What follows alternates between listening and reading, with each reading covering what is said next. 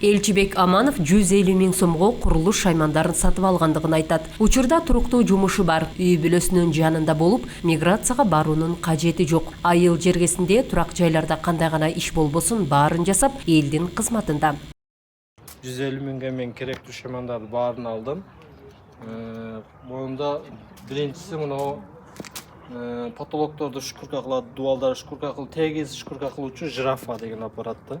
Жирафа, мо чамадан ичинде оборудованиялар бар, керектүү майда чүйдө баардык нерселер, торцовка, циркулярка, дрель, сварка, болгарка и могу жерде дагы бир өзгөчө нерсе бар.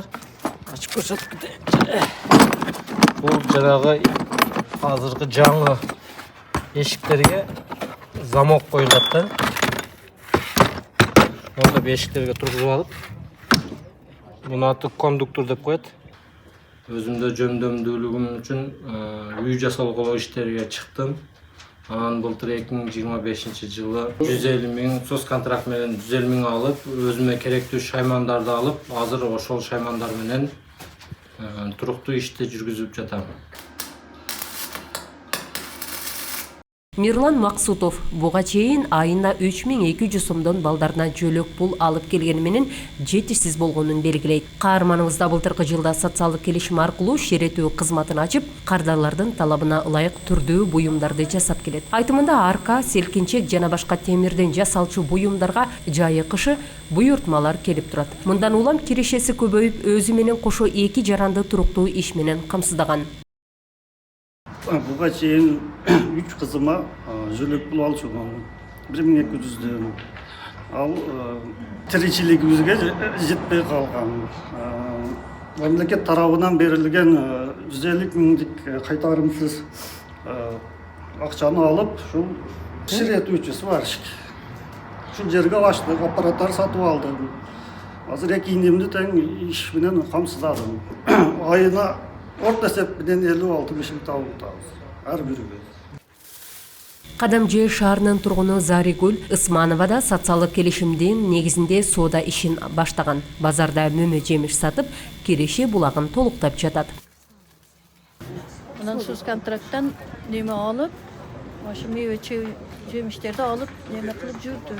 Базарга чыктым. Базарга чыктым. Азыр кандай неме болуп атат, жакшы эле болуп атат. Бар жакшы эле неме кылып атамын. Ошо мейве чебелерди алып, алдыңга караганда жакшы. Социалдык келишим аркылуу мамлекет аз камсыз болгон үй бүлөлөрдү жөлөк пулду пассивдүү алуучулардан активдүү ишкерлерге айландыруу, алардын жашоо шартын жакшыртуу жана жакырчылыктан чыгуусуна көмөктөшүүнү көздөйт. Алсак, быйылкы жылга да Кадамжай району боюнча квота бөлүнгөн. 2026-жылы 731 квота бөлүнүп, бүгүнкү күндө арыздар кабыл алынууда. Ошондой эле биз ошо жарандардан арыздарды кабыл алып, андан кийин булар бизнес план боюнча окутуулар жүргүзүлөт. Ишмердүүлүгүн кантип иштеш керек, ошол өздөрүнүн алган өздөрүнүн тандаган бизнес пландары боюнча бөлүп окутулат да. Ошондой эле андан кийин биз комиссиянын кароосуна коюлат. Комиссиянын кароосунан кийин февраль ичи уже бериле баштайт.